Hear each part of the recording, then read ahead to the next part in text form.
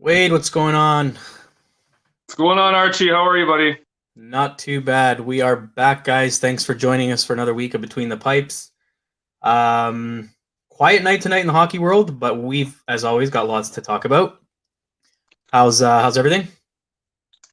Everything's good, man. Like you said, quiet night in the NHL, and you said there was about 14 games tomorrow, so that'll be a good day full of hockey. But hey, it's been an interesting week, and there's lots to talk about. So Yes, there is, and we'll start it off with our favorite topic. The Leafs are still on fire, continuing a hell of a run. They're now 15-4-2. Last week when we had our segment, they were 13-3-2.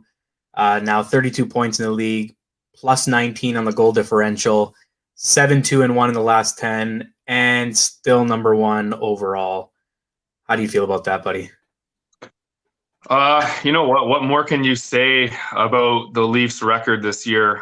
They're having a year, man. 56 game season, and they're just dominating this North Division right now. Montreal's fallen behind. Edmonton's starting to gravitate more to the winning side, and they're being a little bit of a problem recently. But the Leafs still number one, looking like the juggernaut, looking like the offensive juggernaut that they always have been, but with a few key acquisitions recently and the trades and picking them up. Dude, we have our roster solidified, man, and everyone's looking good. We're dealing with a little bit of an injury bug right now too. Yep. Thornton's been out, Wayne Simmons still out, Jack Campbell's been out. And Hyman was out. There's a few guys. Austin Matthews day to day. We'll get into that. But they're looking good. Marner and Matthews have just been dynamite. They've been dominant. They've been one of the best duos in the league. They're up there with the Pasternak, Marchands, and the McDavids and Dreisaitl's. They're killing it. They're up there. They're about 30 points each or so right now, and it's just unbelievable to watch. And I guess we'll talk a little bit about William Nylander. We were just saying Archie comes in. Willie Nylander, gets the game-tying goal and then gets the GWG at the end of the game there. Everyone's, pumped up about Willie and all this. You still have the fans going, you know what, really good. Willie's coming back, blah, blah, blah. Then you still have the fans like, okay, it's not enough of a sample size this year to really get excited about Willie yet for this contract that he signed, even though it's the friendlier contract compared to the other big four guys. But hey, man, you're making $7 million. People do want to see 25, 30 goals consistently every year and, maybe point per game production. So Willie's been playing good to me the last, I would say, 3 games. He's been engaged. He looks like he's making a little bit of impact. He has a better work ethic on the side of the puck and on the other side of the puck. There's not really much else to say about Willie. Hopefully we get a better consistency with Willie. I mean, if he goes 5 to 10 games in that zone where, I see him with this amazing work ethic and making a difference every night and having that extra jump in his step, then I'll start to say, okay, I'll lean more on that bandwagon of, Willie's back. This is good. The Leafs need this. But until that happens, we have a few more games in order for me to be to think that he's back and everything, and for me to believe that. And Johnny T still struggling, right, Archie? I've never seen the guy give the puck away so many times, but at the end of the day, I keep saying, just like Leaf fans, man, it's John friggin' Tavares. Like this is John Tavares. He's only 30 years old. He has a big contract with the Leafs. He could be going through something that we don't really know about, whether it's physically or mentally, or I don't know, maybe the confidence just isn't there, but he just seems a step behind. And one of my friends said it the funniest. He says, you know what, he looks like the way he plays the shift, he looks around like he just did a bag skate, like he's kind of doing the extra long strides, and he's just looks a little bit winded out there, man. And he just doesn't have that jump right now that we're used to seeing with John Tavares. They threw Marner on his line to get him going there a couple of games ago, and then right when the commentator came on and said, oh, this would be really good for Tavares, Tavares scores top shelf. And since then, did it give him a spark? I don't know, but he still looks like he's lacking something in his game right now. But yeah, I'm still on the bandwagon and very hopeful, wishing that Mikheyev is going to bury some more of those chances that he's had. Mikheyev is just all over the place. He's the one on the top six outside of Marner and Matthews that I feel like has the best jump. Like, he's been on a few breakaways a game. He's noticeable probably every other shift. You can tell that he's on the ice. He's quick. He's shifty. He's good in the corners. And the speed factor of him is great. It's just the finish. If Mikheyev starts finishing, it changes a lot, like especially with the injuries with Thornton and Simmons, it changes that top six like crazy. So other than that, what are you going to do, man? Muzzin's hurt too. So, there's another top four defenseman that Leafs haven't had in the last few games, but they're still on top, Archie. And what do you think about the Leafs? I know that we're extremely excited and happy about where they are right now, but is there anything that's caught your eye recently about a player or a coach, or what the hell is going on? Absolutely. And you touched base on a lot of big things there. We're just going to change things up a little bit this week. I want to try to get this out there before the end of the show. Guys, as you know, on The Buzz, we've got several shows that you can watch Monday to Friday, including Saturday and sometimes on Sundays. We've got something going on pretty much every night. Monday nights, we're actually going to be starting something new. So stay tuned for that. You'll see what's coming up real soon. In the meantime, here's a schedule that you can catch on the week. War. Tell them that's what we ready for. War. Tell them that's what we ready for. War. Bringing that to competitors. Till we see the confetti fall, be ready for war. Tell them that's what we ready for. War. Tell them that's what we ready for. War. Bringing that to competitors. Till we see the confetti fall, be ready for war. Tell them I'm ready, any opponent. The crown heavy and every minute it's chosen. A path only fit for kings, and you don't know what this court means. What did you enlist for? If it isn't getting more rings, then you gon' have to switch your team. Trust me, it gets more mean. I'm a nightmare going up against your dreams. First step is explosive like a bomb hit. Bet if I let it fly, I cannot miss. And you ain't got a chance at the top 10 when you getting clamped all night by your locksmith. On the block throwing lobs to my top bigs. I'm a chef, no look with the top dish. Tie game, through the pressure as the clock ticks. Crossover, step back, hit a shot quick. Yes, sir. So those are the shows you guys can watch and tune in anytime throughout the week. If you miss a show, be sure to look out for our What's Buzzin' article that you can catch on our website, what-the-buzz.com, and you'll be able to catch pretty much every week. We do a summary of what you missed, and it's all on there. So with that being said, back to our Leafs. So yeah, you mentioned Nylander, and you're right. He does look like he just finished a bag skate. Almost looks like he's looking for approval, like he's waiting for somebody to give him a round of applause every time he does a play, and it's frustrating. I mean, the game-tying goal, extremely messy. I don't even know how they picked out that he was the one that touched it last. There was a wicked overhead view picture that came out on social media the next day from one of the Leafs' best photographers, and literally everybody who was on the ice, including the ref, except for Morgan Riley, are in this shot. Everybody's in the slot. And somehow Nylander ping-ponged this puck out of nowhere. I don't know where it went, but it ended up in the net. The goal was allowed, 1-1. They definitely needed that goal. And then in overtime, we saw vintage Willie. Like, it was a beautiful goal. I'm not going to lie. Really nice goal. But that being said, I'm sure we both agree, and as well as many other people, he's got to show that drive more consistently. You want to make sure that, if you're going to be classified as one of the top scorers on a team, the top players on a team, you got to play like that. And everyone's got their bad nights. But the thing is, in a case like Nylander, you got to have more good than bad. And right now, it's not looking that way. And then you touch base on John Tavares. I don't know what's going on there. Like, last game, again, horrible pass he made in his own zone coming out to nobody. Like, it went to the boards and ended up being a turnover. I don't know what's going on there. I hope he's okay. I hope it's just rust. I don't know, but started off the season really good, and something's slowing him down. Something's hampering his game, and nothing's come out with regards to what could possibly be causing that. So I'm a little confused there. I'm not sure what's happening with JT.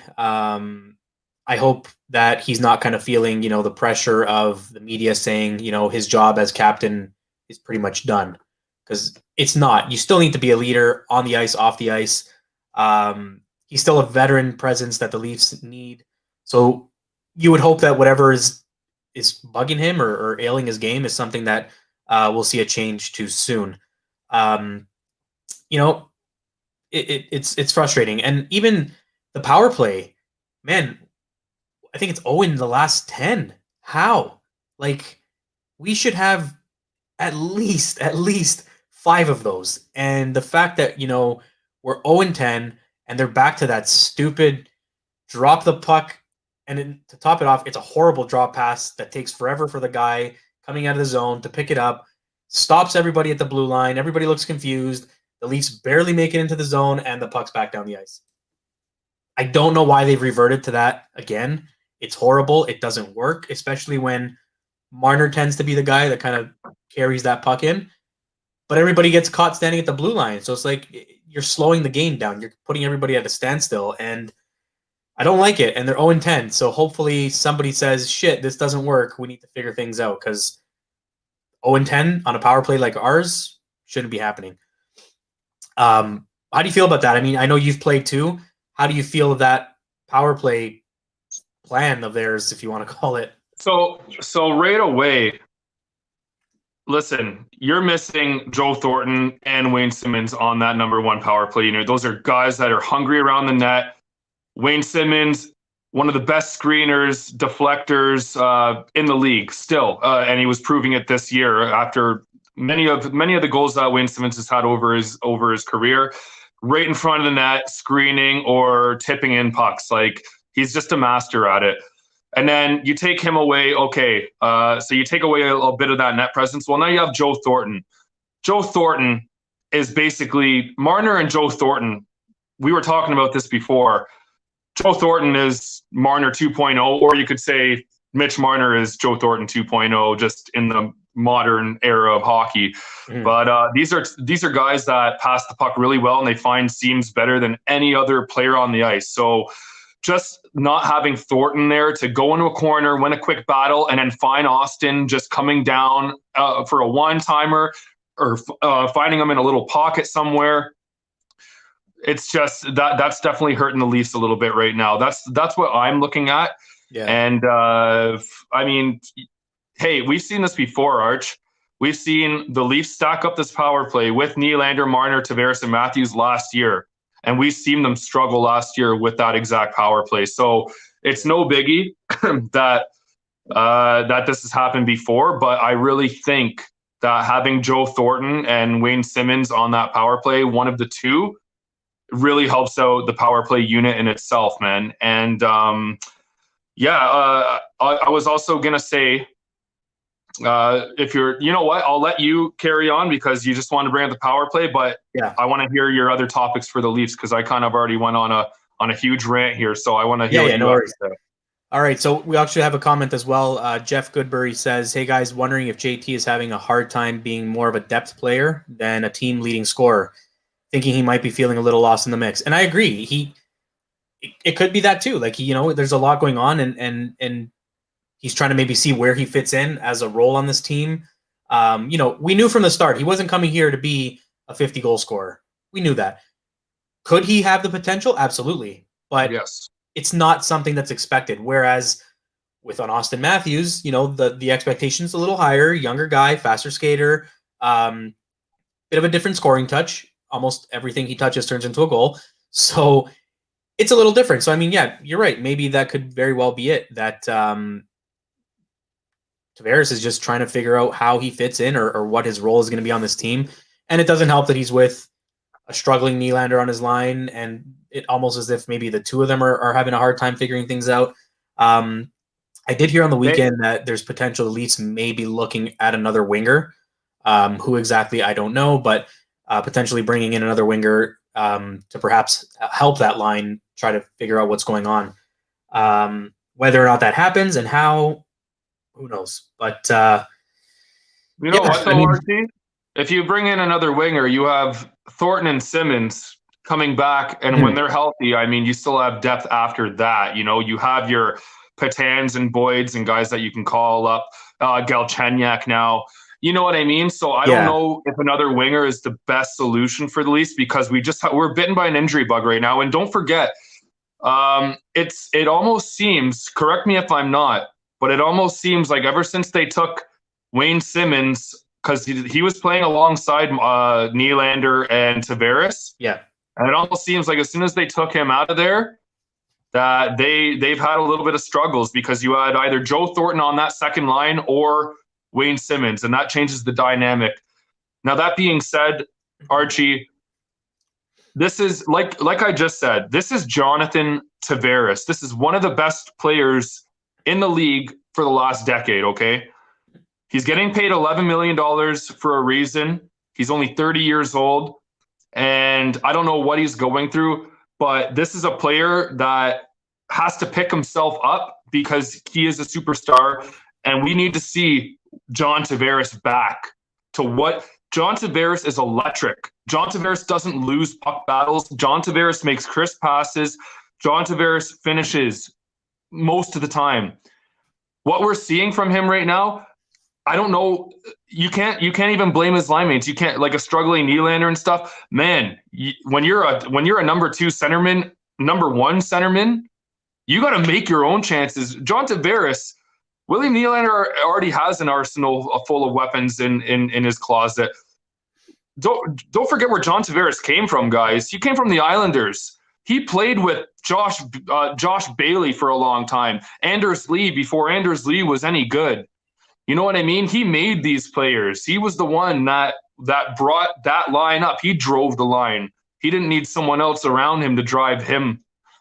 $11 million, pick it up, John Tavares. We're hoping that you can get back to yourself and play the right way. And that's, go ahead, Archie. Sorry, I just had to throw that in there before we left that topic, because he's just it's just so difficult for me to watch John Tavares, and especially hear the social media going crazy on it. And I understand it. Trust me, I get it. I watched the games too, and I was just ripping him a bit too. But this is also a 30-year-old John Tavares, and he is capable of a lot more. And I won't want people to forget what John Tavares is, because he is a bona fide superstar in the league. And once he gets back to that way, then once he scores every other game and puts in a point a game, that'll all be behind us. And I'm hoping that happens sooner than later. 100%. And I think that's the thing. Like, I don't know that he's the player you can kind of blame someone else on. You're right. He's the one that creates opportunities for himself. So he's opportunistic on his own. Like, he doesn't need a Nylander. You know what I mean? So yeah, you're right. I think it's a matter of time. Something might be bugging him. Who knows? We touched base on another thing. You know, I mean, there's injuries that we may not know about. For example, today, we were talking about earlier, Austin Matthews. So we saw in the game, on a breakaway, gets taken down, goes into the boards pretty hard, stops himself with the wrists. Next thing you know, he's on the bench getting taped up. So Austin Matthews still leads the league, 18 goals. He's third in points with 31, second on the power play with 7, and now listed day-to-day. So I'm not so concerned about the being listed day-to-day. It's going to happen. But you brought up a good point before we went live with Keefe coming out saying he's been battling wrist injury.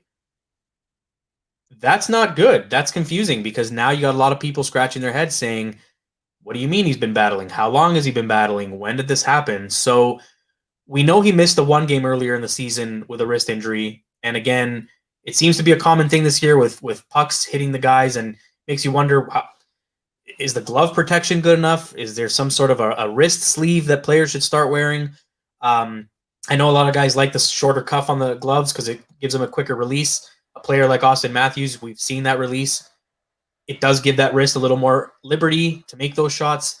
Could that be it? But I know you were concerned too, like, what do you mean he's been battling this?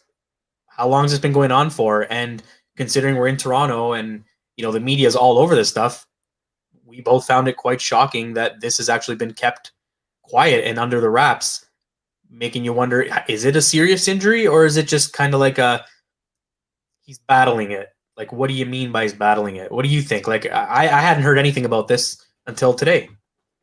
So Yeah, exactly, Archie. And what was said was, Austin Matthews in the offseason or around the bubble, maybe it was after the bubble, he had a small wrist procedure done because he had this lingering injury from last year.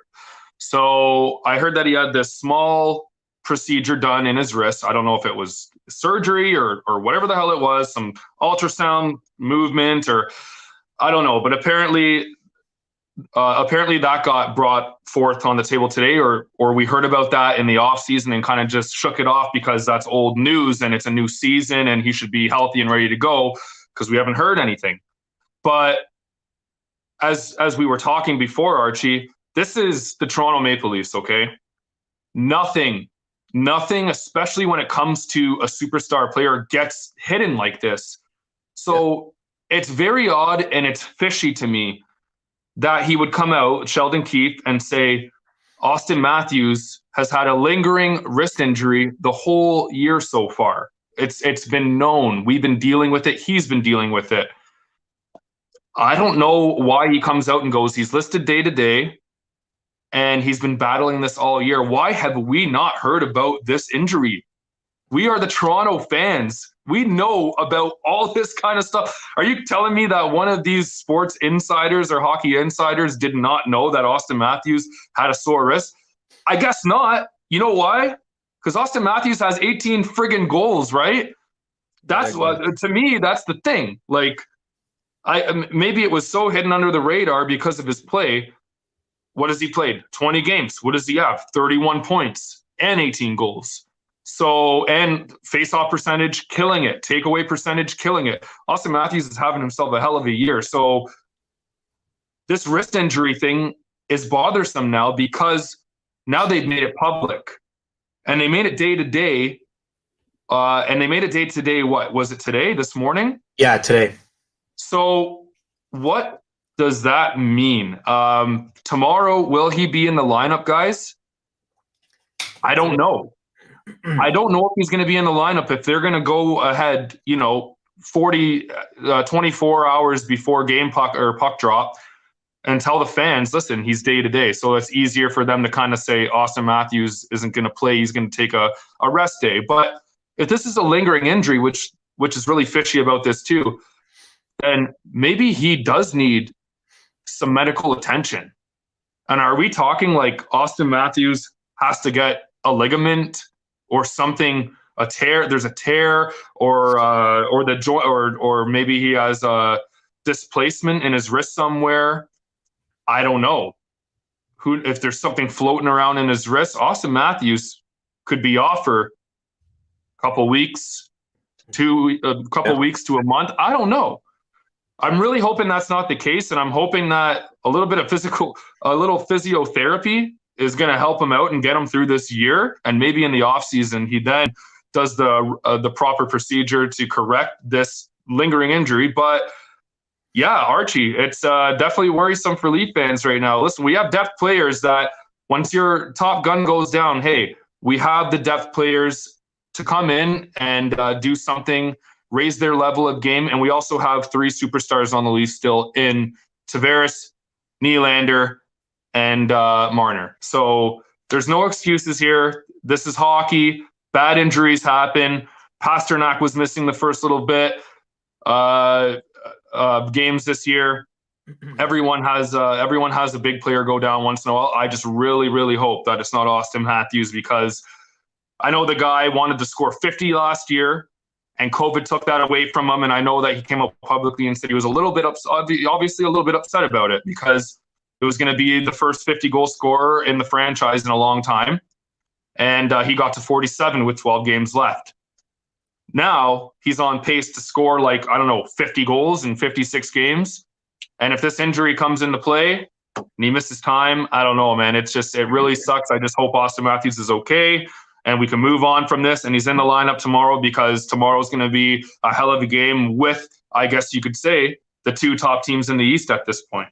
What do you think about this Austin Matthews injury, Archie? Same page as me, like fishy? Are you worried? What's going on?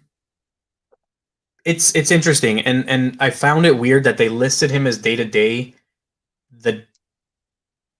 the day before, like there was no game today, so it's almost like, why wouldn't you wait till tomorrow to announce that? It's kind of weird. That's what and then I on mean. top of that, the potential healthy scratch of Jimmy Vesey, same thing, kind of like too soon. I don't know, like it's a little weird. Could be maybe they're just being a little overcautious. I don't know, but I hope it's nothing serious, because I mean, let's face it, the last thing we need is Austin Matthews out of the lineup for an extended period of time. It's that's a tough one. So especially with the record we're going with right now and the flow of the game, you can't have something like that happen. It's frustrating, but I mean, maybe there's a reason. Maybe there's something we don't know. Maybe it's just him saying, don't worry too much. It's nothing serious, because when he went to the bench and he was getting taped up, he didn't look too good. But I mean, he came back on the ice, he played, and maybe this is Keefe saying, yeah, he's been battling this all year and he's doing great, so don't stress. Everything's going to be fine. Could be that. Hopefully that's what he's trying to impose on all Leafs Nation, because I think people will definitely jump and hit the panic button if we find out that he's got to have surgery, because any sort of surgery or procedure on the wrist, you're looking at least 4 to 6 weeks, if not longer, depending on the severity of it. So let's cross our fingers and hope that this is just more of a, don't worry, calm down, everything's going to be okay. And you know what, Archie? I was just thinking too. Yeah. You know why they came out today and they put day-to-day for Austin Matthews? Because everyone's seen live that camera zoom right in at Austin Matthews sitting there in a looking a little disgruntled, a little bit of pain, and having his wrist taped up. So there was probably a lot of questions floating around online and social media and around the dressing room of the Leafs with Austin Matthews. Is he going to be okay? Mm-hmm. So I think they had to come out and make that statement today, just to, just to bury a couple of the whatever people are thinking, right? Bury the questions, and we'll see what happens, man. You were just talking about Jimmy Vesey, though. I think, man, if there's one player, Archie, that hasn't really performed up to standards for this Maple Leaf team, I guess, especially with the acquisition of Jimmy Vesey and all our different acquisitions on the offseason, I would say Jimmy Vesey is probably the whipping boy for it. What are you going to do? He hasn't had an extra spark. We brought him in. Maybe we knew he was going to be about a third line guy, but to me, he's not really too much of a liability out there. But he kind of just comes in, plays, and he laces up, plays the game, and takes off the skates and hangs out with the boys. Like, he doesn't really make an impact on the team. He's not flashy. He wins a couple puck battles, loses a couple puck battles, scores a goal once in a while, usually really close to the net, never has a really good, skilled set kind of goal where he's coming down wide and wrists one up top shelf, or makes a move to the inside to do a deke or whatever, right? So I think that's one of the only players that we acquired in the offseason that isn't really making the cut. And you could argue that Boyd and Patan have come up in those roles, and they look like they're having some fun, and they look like they're doing a good job. So is this a healthy scratch to say, Vesey, let's get going? Is this a healthy scratch because maybe he's a little bit injured too? Healthy scratch because of COVID-19? Anything's possible nowadays with this year and this time. But to me, Jimmy Vesey just hasn't really been performing as well as others on the Leafs. So that's my take on that. And hopefully Leafs get healthy soon, man. And this Austin Matthews thing is just a day-to-day basis. And even if he misses tomorrow, I hope that we have some kind of update before the game that says Austin Matthews should be ready to go next game. It's almost just taking kind of like a breather day or a rest day. So who knows? Fair enough. So moving away from the Leafs, we'll talk about something that I thought I really enjoyed. Lake Tahoe. So Game 1 started off amazing. The scenery was just unreal. The backdrop looked like it was a painting. You got mountains, big trees, beautiful clear sky, but too much of a sunny day, and that caused some problems. And We got off to a 1-0 lead for Colorado, and then it just died. Like, referees started tripping at center ice, players started falling all over the place, and it was just the sun was just beating down on them. So after the first period, they took some time, took an extended intermission. Gary Bettman comes out and says, "We got to postpone the game. There's no way they can come back out there." Handled it very well. That's probably the first time Gary Bettman has ever spoken where I didn't say, "Get this idiot off the TV." He came out and said, "Listen, player safety is number one. We love what we've done. We've done all kinds of outdoor games. This is the first in this type of a setting. And we've now realized that the beautiful sun is not necessarily something you want." So push the game to 12 a.m. Eastern, which I thought was interesting. So the players essentially finished the first period, waited around a bit, back to their hotels, take a nap. I don't know. They basically said you could consider the first period as a morning skate the day of the game. So they come back at midnight, and what a difference. Like, they had some of the players mic'd up, and the players were like, "Oh, yeah, like, this is it. Like, ice is great." The puck was flying around during the warm-ups, so it's on. At night, it was just as incredible to watch that game because you could still kind of see, the silhouettes of the mountains in the background and the trees, and the lights they use were really great spotlights, almost better than some of the arenas in the NHL. And it looked amazing, fantastic game. The following day, you got Boston, Philadelphia, even better. What a game. Like, I saw some of the most incredible pictures taken in that game, and I loved it. I would love to see the NHL, not necessarily Lake Tahoe, but similar concept. I would love for the NHL to step away from the Stadium Series games. It was nice when it was happening, but it got too repetitive. It's almost like it lost its novelty. It lost the excitement. This outdoor game was phenomenal. I hope that they continue, perhaps each year, switch up the teams, switch up the location, the venue. Even if there's some way to make it happen in Europe, like go to a different country. We saw them do that in preseason games a couple of years ago. I think they went to China at one point, and they're trying to expand the game. Try something different. But I think Lake Tahoe was amazing. I loved it. The players said they loved playing out there, and we got the solution, or not the solution, the answer that we thought as well, and I brought it up. The game was not played on frozen water, which makes sense. Tons of safety issues and liability. So it was really close to the water, though, and I thought it was amazing. I loved it. I don't know if you caught any of the games. I know you were working. Did you catch any of it at all? Yeah, I watched a bit of it for sure on the Saturday night game there when it resumed at 12, and yeah, it was. I mean, at first, the joke goes around Lake Tahoe pick. You know what I mean? Like Lake Toe pick. Man, the ref goes toe pick. You see a player on the side, he toe picks right after, and that was the first period. And then my buddy sends me a picture of them just digging in with like some like chipper shovel, and it's going about an inch underneath and scraping off this ice surface. And I'm like, that's not good. There's no way they're going to be able to repair that. Like you said, Gary Bettman, as soon as Gary Bettman started walking towards the rink, I was like, he doesn't just walk out to say, "Hey guys, we're doing a commercial break. This is really awesome for the NHL." No, he was coming out to make a statement that we're postponing this game or canceling this game or whatever it may be.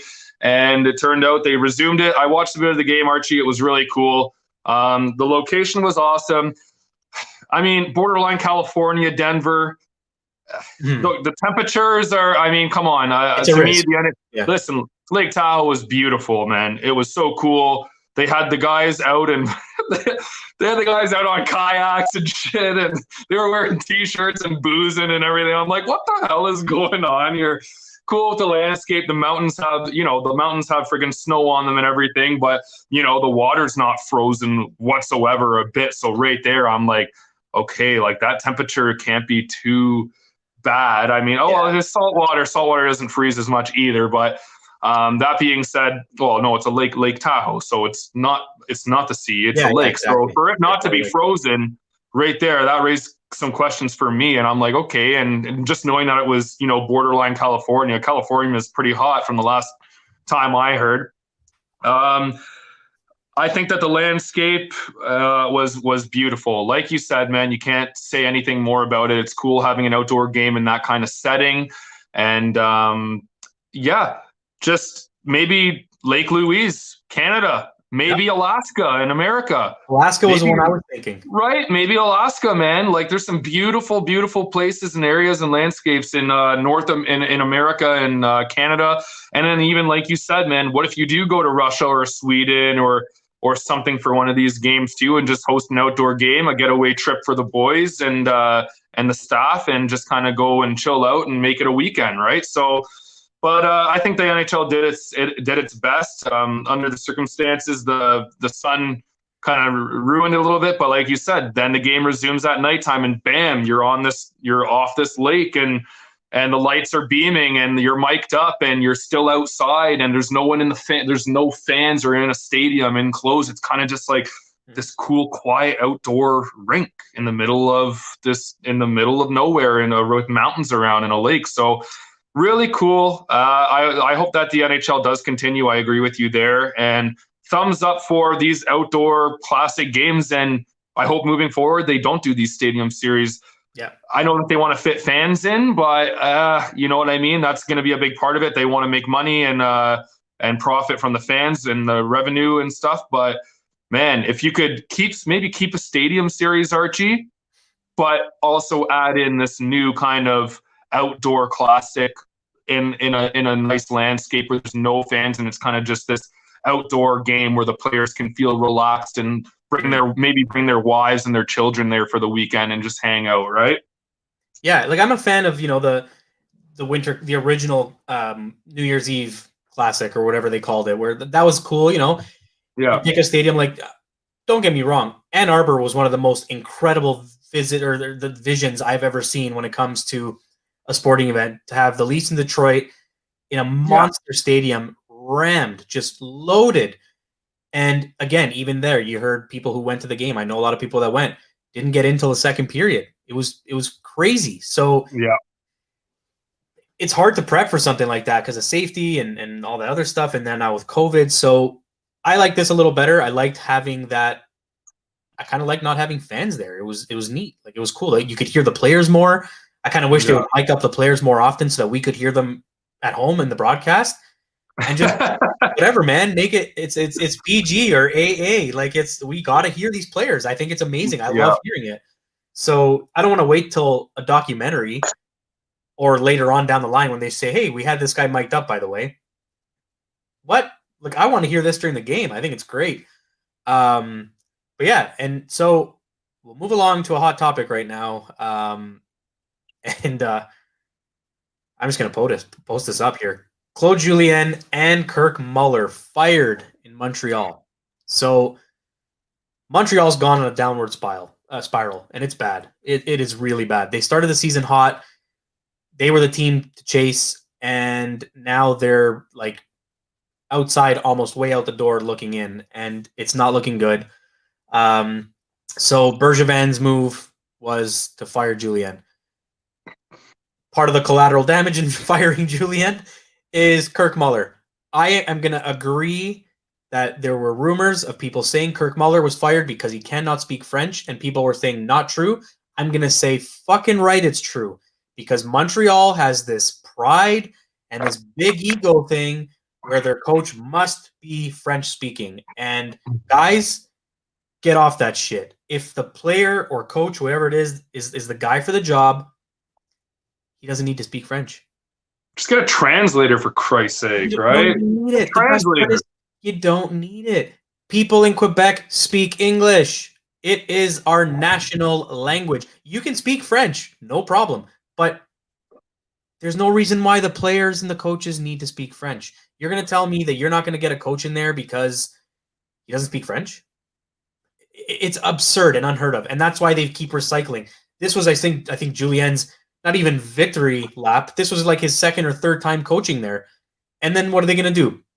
Go back and bring back Jacques Lemaire or some other French-speaking guy? Like, get over it. Get over it, Montreal. Find yourself a damn coach, because right now, actually, in my opinion, they got to start off with Bergevin. Get rid of the guy. He's got to go. He's the problem. So right now, I think this is his last move before he's out the door. So he hired one of the assistant coaches is now in. And can't remember his name. Dominique Duharme. Okay, he's French speaking. He gets a job. Doesn't matter if he doesn't know anything. He gets a job. He can speak French. So this guy's in charge now. Debut as coach, Habs get slapped. So didn't work. And you know what? It's okay. You don't expect the coach to come out and change the game and win a game first night out with a struggling team. But this is it. I feel like he's put all his eggs in one basket, and this is his last opportunity. I mean, there's a lot of Montreal Canadiens fans that'll tell you Bergevin should have been canned a long time ago. He made some moves, improved the team, and it started looking good. So how do you get rid of the guy? Now, it's not too late for them to still make a move to get into a playoff position. But at some point, someone's got to say, hey, man, like, it wasn't the coach. I think Claude Julien is a great coach, and I don't think that he was the problem. Something tells me Bruce Boudreau might end up being the next coach in Montreal. Even if he doesn't speak French, he's got a French last name. Maybe that'll be enough to get him the job. Boudreau. But it'll be interesting. What do you think? Like, what do you think is going on in Montreal? I think right now, I'm glad it's not the Leafs, but the panic buttons must be getting pressed. Man, how many times have we talked about this here, Archie? Like, even in the off season when we were doing the trade center and all that and free agency, dude. Okay, Bergevin, he's made some good moves, but he's also made some fucking horrible, terrible moves, man. And like, I don't have much to say, Archie, because you basically just said it. I think I already told you that this is going to be the year that determines if Marc Bergevin is going to be the general manager of the Canadiens moving forward. This is his last shot. He went out, he made some moves. Tyler Toffoli, great acquisition, great pickup this year for them. Unreal playing. I think he's fifth, and I think he's like fourth in goals right now, or third. Like, he's up there. He's got like 11, right? Josh Anderson came in. He's playing good. Okay, but here's the thing. Okay, you brought in $15 million worth of goalies. Okay, Jake Allen, Carey Price. Now, that being said, Carey Price does not look like Carey Price. So a little bit of the blame could be that if Carey Price gets hot, then Montreal is a good team. But Montreal has rode Carey Price's ass for the last decade. Like, literally, if Carey Price doesn't play good, Montreal isn't playing good. That's how it goes. I don't think Montreal has had a really great team in a long time if it wasn't for Carey Price. And but Carey Price is still there. He still has a big contract with a lot of term, and he's gonna have to pull it together, kind of like Sergei Bobrovsky had a bounce back year this year so far. By the way, Florida Panthers just are killing it right now. First in their division, are tied with Tampa Bay. Okay, straying away from that, Bergevin, this is his last shot. I knew this from the beginning too. They needed another number one center man. This is the biggest thing. You can't rely on a 20-year-old Nick Suzuki to be your top line center. And then who's the second line center? Deneau? Deneau has has one goal or something this year.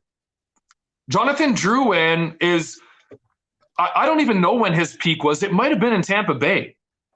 But Jonathan Drouin hasn't looked too, like, he has some shiny moments, don't get me wrong, but he's not the player that was going to come over and save the franchise at all. He is, if anything, it's been bad for the franchise for giving up Sergachev on the back, because then you would have had Shea Weber, Petrie, Sergachev, and Sherratt, and that's a good quality top four. Yeah. So now they just have Petrie, Shea, I don't know how old Petrie is, but he's probably close to 30. And then 33. You have He's 33. 33. You have an aging Shea Weber at 35 or whatever the hell he is. And then you have Carey Price, who's on kind of a downward spiral right now. He's not playing the hockey, and he's not the same god of hockey in the net as he has been in the last 10 years. He's been mediocre this year at best. And dude, Bergevin, man, it's just, if they don't make playoffs this year, Bergevin has to be gone. He's got to be gone, because he's twisted way too many contracts up and brought in guys on stupid deals and gave away really good players on stupid deals, and he like gambles and hopes for the best.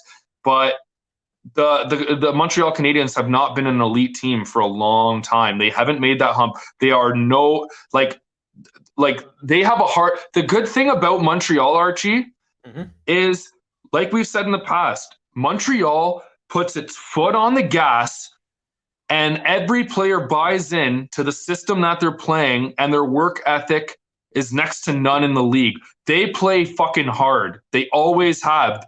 They're one of the hardest working teams in the league, and that's how they get wins. But you got to match that with the right fucking skill as well, and they don't really have it, man.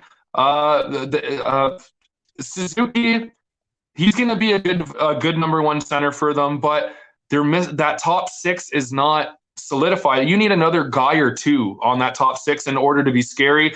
That's why I was scared if Pierre-Luc Dubois went there. Yeah, exactly. That would have been a scary thought. I guarantee you, Bergevin was really disappointed that he couldn't pick up Dubois. And now Dubois is on a Winnipeg team that already has a great top six and a really good goalie. You know what I mean? So, yeah, Claude Julien, Kirk Muller out. Apparently, this is what Bergevin came out and said. He said, I'm not quoting perfectly here, but he said, last year there was a few stretches where we went down 5, 6, 7 games in a row and we looked horrible.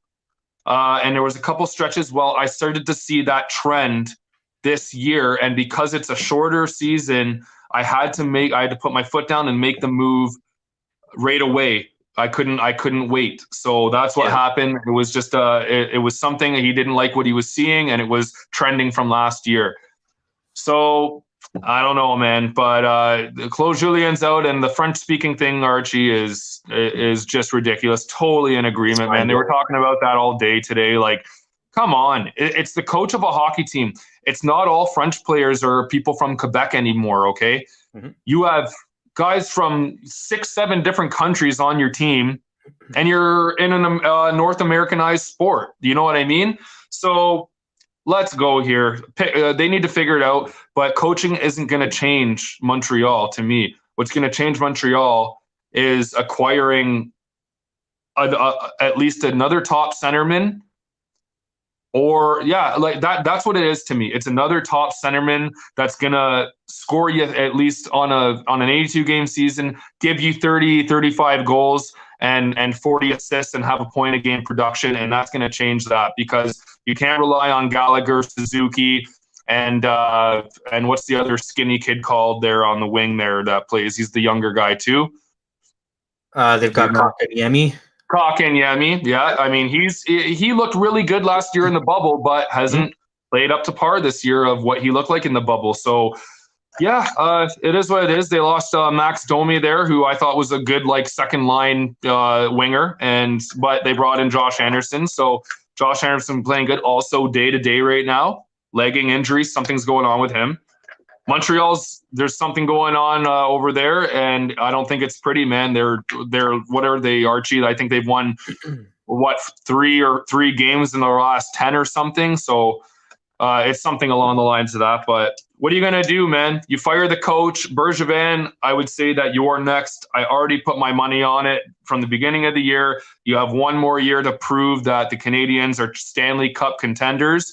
And right now, they are not looking like a Stanley Cup contender. And they'll be lucky to make playoffs, because you're looking at a strong Toronto Maple Leafs. You're looking at a surging Edmonton Oilers right now that are figuring out line combinations. Are starting to work for them, especially moving Nugent Hopkins up with McDavid. That's really made a big move, a big impact for them. Mm-hmm. And Winnipeg's always scary to me, and Calgary. Yeah. Hey, Montreal could be that 5th team out. We'll see what happens, but that's funny, because Ottawa seems to have found a way to win games now too. Ottawa's suddenly kind of turning things around. Might be too late for them, but it's interesting. They're making things interesting. They are making things in, and you know what the interesting is, the thing about Ottawa, Archie, is they're beating good North Division teams. It's not like they're just beating they're not just beating Calgary and Vancouver all the time, buddy. They beat the shit out of Montreal and Toronto a couple times. You know what I mean? Like, I don't know if they beat Toronto twice yet, but they definitely played really good, strong games against us. We've only beat them by a couple goals, by a goal or two, and then maybe one blowout game out of the 5 that we faced them so far. But yeah, dude, they're surging too. So look out for Ottawa. They could surprise you. I still don't see it, but hey, man, that's my top 4. I still think Montreal can do something. There's obviously a change up inside the dressing room and on the bench, so we'll see what happens. But I don't know. The way that Edmonton's playing right now, you do have McDavid and Draisaitl, and that is always a factor in no matter what team that they're on, right? So surely is. And we got some of our viewers here. Rob, one of our viewers here, saying Carey Price is on his way down. Horrible numbers this season. Agreed. 100%. Not worth $10.5 million for the next 8 years, I think it is. So yeah, I mean, you put Carey Price on a better team, I think he's still good. He's still got it. He's only 33. But you can also flip that and say he's 33, making $10.5 million for the next 8 years. Yeah. He's no Dominik Hasek playing till he's 41. You know what I mean? Like, I don't know. It's interesting. I still don't understand the concept behind that contract, but I don't understand a lot of things that happen in Montreal. Rob also goes on to say, well said, Archie. Habs are a mess. Where's all the loudmouth Canadian fans now? Agreed. You don't hear the Ole Ole songs anymore and anybody chanting and bragging about that team. So Montreal's in trouble. There's something going on there, and I think Bergevin's the next guy out. Gotta be. Moving forward, we talked about him last week. We got to mention him again this week. Connor McDavid. Last week he was Connor McDazzle. This year I've got him as Connor McHelper. Leads the NHL in assists and in points. He's got 14 goals, but 26 assists for a total of 40 points. The guy's a machine. Like, I don't even want to waste too much time on him just because he's good. We know what he is. Unreal. He's unreal. And again, amazing to watch him play. I could watch him play all day, no problem. Nothing bad to say about the guy. However, if we're going to talk about somebody that's interesting, let's talk about what happened with Artemi Panarin. On a leave of absence, out of nowhere, accusations, allegations come out of nowhere about him beating up some girl when he was 18, I believe, or she was 18. He was 18. He would have been 18, 19 as well. Apparently beat up some girl at a bar in Russia. Bad. No matter how you spin this, whether it happened or not, it's bad. He takes a leave of absence, immediately denies all the allegations. The NHL saying they're going to, cooperate with whatever the investigation is. Obviously, it's going to be Russian authorities. I've heard so many stories already. The Russians or people are saying that they're even involving Putin in all this, saying that there's an ulterior motive to this. It's politically driven. And it's all this crap. And then you hear, but it happened when she was 18 and he was 18. Why is this coming out now? Are they trying to tarnish his career? We've seen it happen. It has happened to athletes. It's happened to a few hockey players where rape allegations come out of nowhere. It's disgusting. And especially when it didn't happen and it was just a money grab. That's brutal. Not to say that in some cases they may be true, but this is one of those cases that people are kind of scratching their heads thinking, why is it taking this long for this to come out? Especially if it happened in Russia. Why is he not spoken? Mind you, he's probably been told, don't say a word right now because they got to figure out what's going on. But this hurts the Rangers. He's out of the lineup, and you kind of don't know where it's going to go and when it ends. However, if it does end up being that the allegations are true, regardless to anybody out there who's stupid enough to defend and say, but he was 18, wake up, people. You know what you're doing at 18. He's not a 7-year-old kid. He's not a 5-year-old kid. We're talking 18. Yeah. In most places, you're an adult. Heck, at the age of 16, your brain functions to know exactly what you're doing. If this is true, I'm sorry to say, man, like there's no room for that. Regardless of who he is, if he's an NHL player, not an NHL player, famous or not famous, it's abuse. It's frowned upon. Nobody likes it. It's not okay. So people seem to be trying to say, but he was 18. That doesn't excuse it. If he did this, he deserves to go to jail just like anybody else would. And I feel sorry for this woman if it is true that she's kept this for this long and she's had to live with it. I also kind of wonder why, but you never know, man. It's in Russia. Maybe she was told, if you talk, we kill you. Who knows? Could be anything. But what do you think, real quick, on this one? Just quickly. So obviously, I don't know if you know this, but this all happened. Apparently, it is politically driven. The New York Rangers are cooperating with their Artemi Panarin. They're backing him up because they don't believe he's done this. So from what I believe and what I've seen and what I've heard, Artemi Panarin was on his Instagram, and there's a political leader that's up and coming or something that recently got deported or arrested or something, but he's a Russian political guy. And in Artemi Panarin's Instagram story, he had free whoever his name was, free blah, blah, blah. And it had a picture of him. So maybe he's the runner-up against Putin, or he's a leader of some kind of rebellion in Russia. But anyways, Panarin was all for this guy and saying, free this guy, blah, blah, blah. Political stuff, obviously, big name in the NHL. A lot of social media activity, however, hundreds of thousands of followers. Putin and his people probably seen this, is what I'm going to assume. Yeah. And they said, what the hell is Artemi Panarin doing?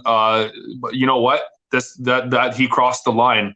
Let's make up some bullshit story or whatever, and let's try to mess with them or whatever. And that's what I got out of it. It's because obviously Panarin's political beliefs fall behind this guy or something. And hey, man, as an NHL player, you should know social media isn't your playground, and you shouldn't be, especially political stuff. You should not be putting anything on your profile or engaging in anything like that, because you're going to get either positive feedback, negative feedback. You don't want any feedback at all. So he did that. It's not wrong of him to do that. He is, you have your freedom and your rights and everything to do what you want. But at the same time, you are an NHL hockey player, and at that, you are a star. Everyone is following you, watching you, seeing what you say. And obviously, Putin's people seeing this. It came up in Russia, and he wasn't happy with it. That's just my belief and what I've heard, Archie. I'm not too sure you're right. And I don't want to stay on this too longer because I'm going to totally agree with you. If it does come out that something did happen to this 18-year-old girl, obviously that's a huge no-no, and he's a piece of shit if he did that.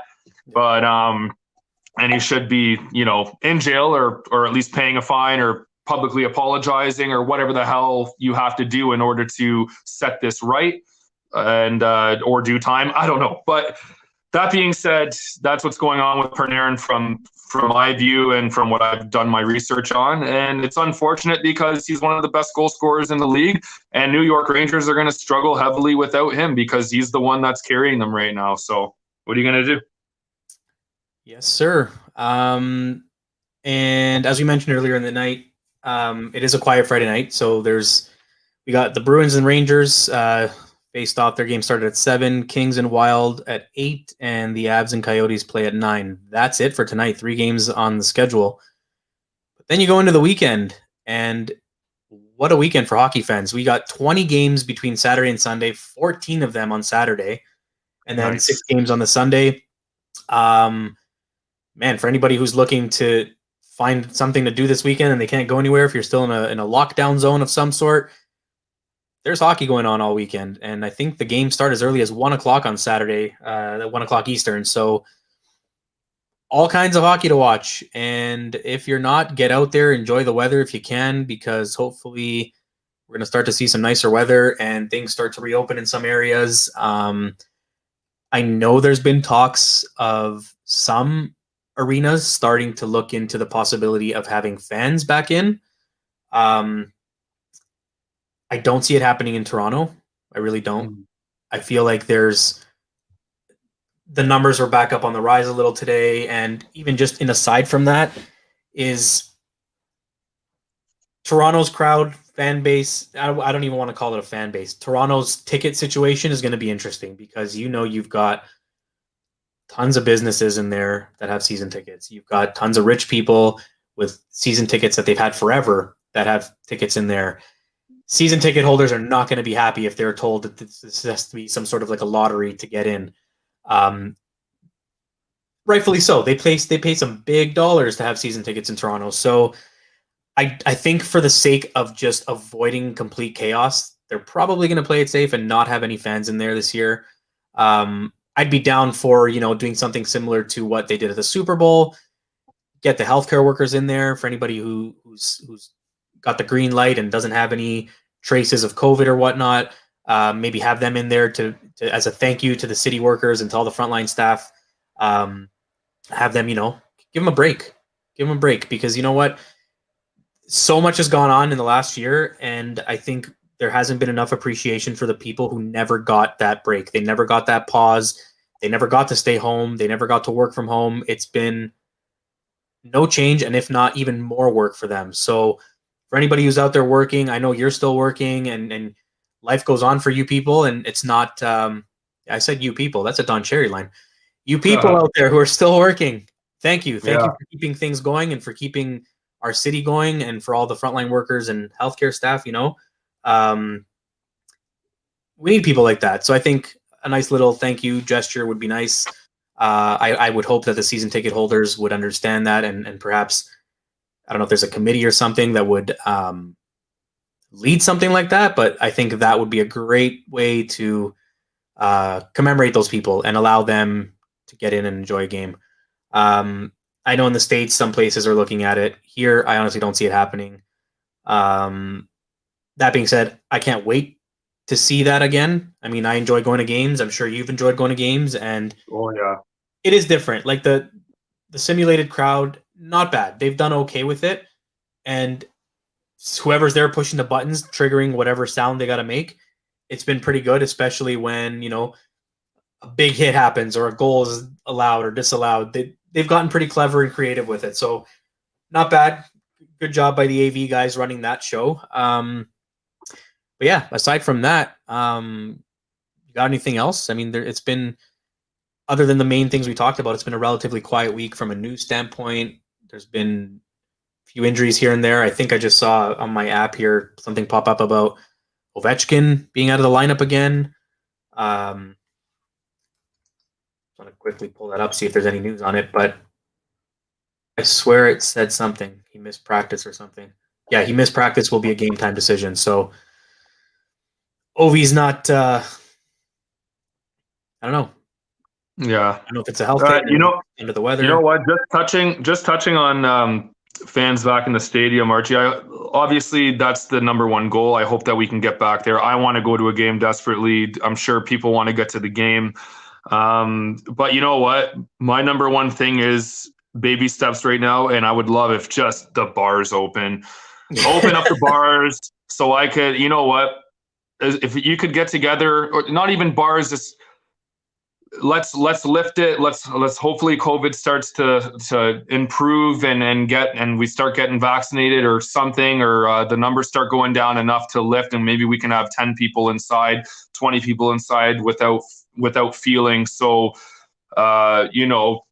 like something's gonna happen.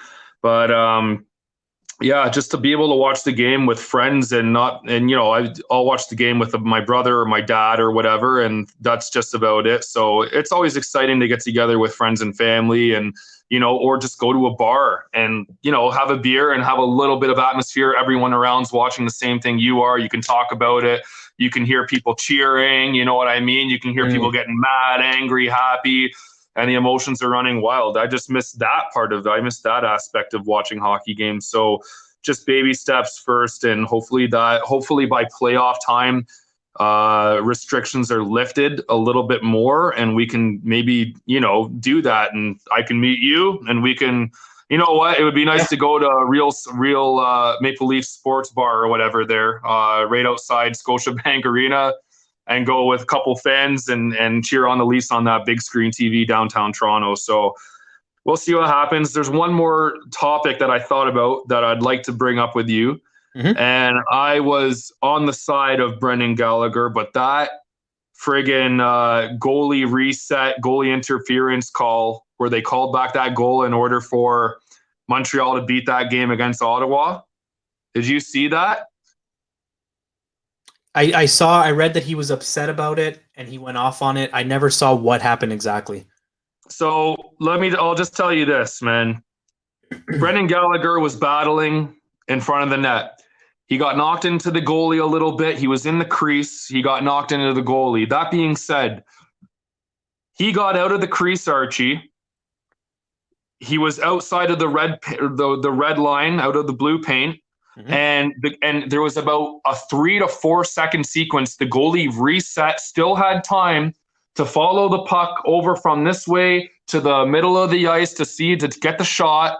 And they called the goal back, and it was the game-winning goal. And Montreal lost whatever I think they lost in overtime to Ottawa, but they lost 1 point. And so was this the here? They were tied at 4. They were tied at 4 with 8 minutes. With 8 seconds left, and I just want you to see what happens here. But they called this a no goal, and it screwed over Montreal. Oh no, is that the OT? Oh no, here it is. Yeah. So just watch what happens here, man. So they would have won the game in regulation with 2 seconds left. They would have won the game in regulation. This call kind of pissed me off, man. I definitely, Gallagher came out publicly and he said, listen, I don't know what the rules are, but they need to figure this out, because if you look closely, there was goaltender interference, but the goalie had time to reset and focus on the puck. And look here it is. Well, he's getting battling. Okay, he's getting boom. Pushed in. Touches the goalie, not touching the goalie at all. Has time to reset. Look at that. I don't know, man. Ooh. What do you think about that? I'm on the side of Montreal on this one, man. I thought the goalie had it's a battle. I want to see this angle here. Great deflection on the goal, and there was definitely no interference there. So if they're going to go back, so it looks like they went back because the call on the ice was a good goal. Yeah, to me, it just didn't seem right, man. I felt like the goalie really had time to reset. Ready? Well, so this is what they're going to call it on. They're going to call the contact here, but Zaitsev is pushing Gallagher. He's squeezing him between the goalie. For sure, bud. That's not goalie interference. You're being forced into him. And I mean, the goalie's in the crease. Matt Murray's in his crease. Look. Okay, so you could say he got spun around here, but Gallagher's not even touching him at this point. At this point, yeah. So the contact was made. He spun around. Okay, ready? Gallagher's on his back here, and not even in the crease. Murray's regaining position. Okay, he's looking. Okay, so look, he's got all day. He's still waiting there. Okay, so right here. He had that save, but Gallagher made a good play. So the puck is there. It's in the crease. He's got a foot in the crease, but nowhere near Murray. Murray's back in his position and is, the stance that most of these goalies have these days where they're on their knees majority of the time. He's in his position, and Gallagher deflects this puck in. Yeah, like he was set to make that save. Right? So I thought it was kind of a bullshit thing. Gallagher came out publicly after and said, and these players come out, they know they're getting fined if they're going to go against officials and say something about it, because they always do. But he came out because he was that upset about it, and Montreal was that upset about it. And I kind of agree with him, because it's goalie interference. Yes, he did interfere with the goalie. But when the goalie has time to reset and face the shot, which I thought that Matt Murray did, then I don't know. I can't see why they would call that back, and it screwed over Montreal. And Montreal was already going through that slide. So that made it even worse for them, right? So I don't know. That's my view on that. I think that was a good goal. People could argue me with that. I don't know. What do you think?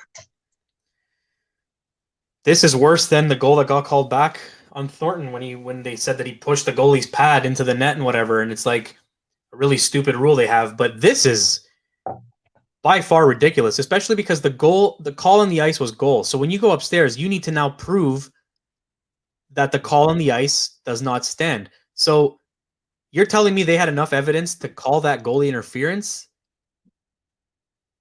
I don't know, man. That was a weird one for me. I didn't like the call. Montreal got screwed there. That's by no means any form of goaltender interference. That was Matt Murray spun around, and the spin around wasn't even as a result of Gallagher. That was just him trying to find his position again and look for the puck. But then the puck goes out to the point. Montreal almost loses it. They passed it around a little bit. There was time. There was time, man. It's not like, to me, interference is when you touch the goalie and even if it's a stick or his pad or his blocker and the shot's coming in and the goalie can't make the save because you're interfering. But he had a couple seconds after he reset to look that puck in the eyes and try to make that save. That being said, we're on the topic of goalies. I think I heard today that Jack Campbell is supposed to be in net tomorrow for the Toronto Maple Leafs. Yes. I heard that rumor. I heard that. So this is what they said. If Jack Campbell feels good tomorrow morning at the morning skate, he's going to play. So obviously, if nothing flares up and he's ready to go, Jack Campbell will have his first game back in over a month or whatever it's been. He's been off for a hell of a long time. Yeah, so 6 hours ago, they did say Kristen Shilton, who's one of the Leafs insiders, did say Jack Campbell. One of the best ones. I love Kristen Shilton. She's awesome. She's in there, and he's healthy. He says he's feeling great and ready to go for sure. So he is likely to get the start. Great to see Campbell back. I can't wait. And in addition, Chris Johnston from Sportsnet he said Austin Matthews has not been ruled out for tomorrow's game against Edmonton, according to Sheldon Keefe. So I really think this day-to-day thing was kind of like don't panic. He's okay. This isn't something new. He's been dealing with this, and we're on it. We're not going to, push him if he can't play. So I think it was maybe more of a relax. We all saw the picture. We saw his face. He's okay. This isn't new. It's just re-aggravating something that's been bugging him. A little bit of tape. He's good to go. Hopefully he's in, and hopefully we don't need to worry about anything. Hopefully, I know that Muzzin fractured the bone in his face. Hopefully he's wearing a shield soon, and he's back. I don't know what's going on with that. And then Thornton's injury, I don't know how minor it was, but I mean, what's his timetable? I haven't really heard anything on him, so I don't know what's going on here, man. What the fuck? We usually know about this stuff. Yeah, with him, I was just trying to look something up on him. I believe they said he was skating with the team. Yeah. But he was back on the ice. Archie, what was Thornton's injury? Like, did they even disclose his injury, or did they just keep it upper body, lower body? Because I have no, is it a rib injury still from when he fractured the rib? Like, is it, I don't know. I haven't heard anything. Like, they just said Thornton's out of the lineup, and I just kind of went with the flow. Kristen Shilton has also reported. Joe Thornton says he skated yesterday and today. He's feeling really, really good.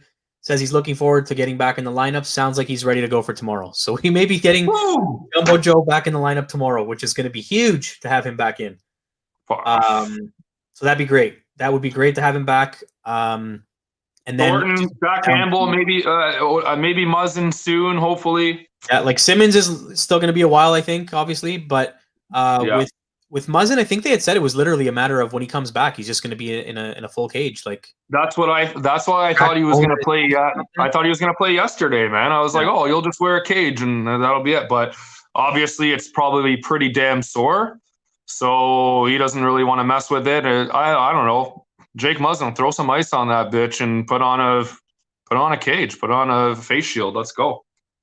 And even Galchenyuk, we've yet to see him suit up. He's been practicing with the team. Hopefully, I wouldn't mind getting a look at him, get him in the lineup. Yeah, absolutely. See what he brings. Yep. But, yeah, outside of that, we got lots of hockey coming up, guys. Lots of games this weekend. So I think that's it from us, man. Unless you got something else. No, that's about it that's all the hockey talk. I mean, we could talk a little bit about that hit that Tom Wilson made on that kid in Pittsburgh there when he didn't even have possession of the puck. He kind of batted it in the blue line, and Tom came over and fucking gave it to him. injured him. And then I liked how Malkin went up to the glass and he was like, oh, yeah, you're going to do that. I'm not sure what transition after that. But I don't know. To me, a little bit of a dirty hit. Yeah, I thought. a bit of a dirty hit. A bit of a dirty hit because he didn't really have control. And I mean, Buddy Wilson was coming in for a while. He didn't even have the skates. He didn't even have any skates. He had them flat and he was already gliding in for the hit. So you could, on his part, you could say, okay, the guy was already committed to making that hit. He wasn't even pumping the skates anymore. He was kind of gliding in for it. But at the same time, I mean, I don't know, man. You should know, like, you should kind of stop and get out of the way if the player's in a vulnerable position the way that this kid was. And here's the hit here. Let's check it out. You can't. Ooh. Yeah, you see a better view of it here. The puck was way It was out. in the air. The puck right? was way out of there, though. Like, he had played that puck, and it was gone. Yeah, buddy, it was in the air. He hit it out of the air. And then Tom Wilson still came and gave him a lick. Like, to me, it was a little bit dirty because you could have let up a little bit or not even hit the guy at all. But we'll see it better here. Oh, man, he had no time to even react to that. That was like a train coming for him. Yeah. Wow. There's better angles. Here it is here. Look. Boom. Okay. Oh. Just, comes in and wrecks him. Now, and he didn't really have control. By any means a headshot. It was a great hit, but way late. Way late. Here's the thing.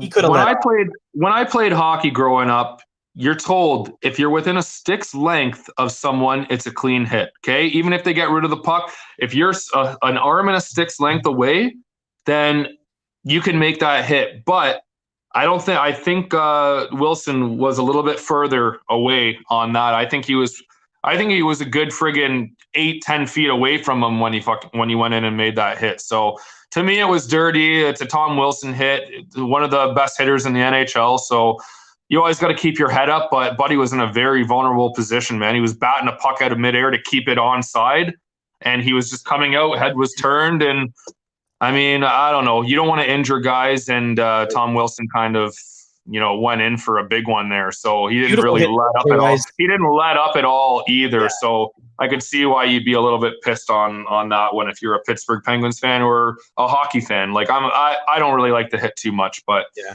I mean, it is what it is, man. If he had the puck still, it's a great hit. Oh yeah, great hit. No headshot. It was straight to the center, like the sternum of his body. A beautiful hit, but yeah. And especially it being Tom Wilson, doesn't exactly have a clean record. Nope. And his reaction says it too. It's almost like he's saying, like, what? Like, what you did. You could have let up. Exactly. That hit was completely avoidable. You went right through him. So yeah, that's a rough one. Yes, sir. But yeah, so I'm sure we'll have plenty more to talk about next week because there's going to be a lot of hockey between the end of this show and next Friday's show. Hopefully the Leafs will have a better record and we'll have some better news when it comes to Matthews. Hopefully no injuries and hopefully he continues his points going. He's on a hell of a pace. And so guys, thanks again for tuning in to anyone who did. And if you didn't, you're probably going to watch this at some point and you should have watched it live. But anyways, thank you for watching it if you're watching it as a replay. Anyways, we will be back next Friday, 7:30 p.m. Eastern. It's been a slice. Archie here, signing off. Wade, have a good one. Take care, guys. Have a good Friday night, TGIF. Thanks, guys. See you next week.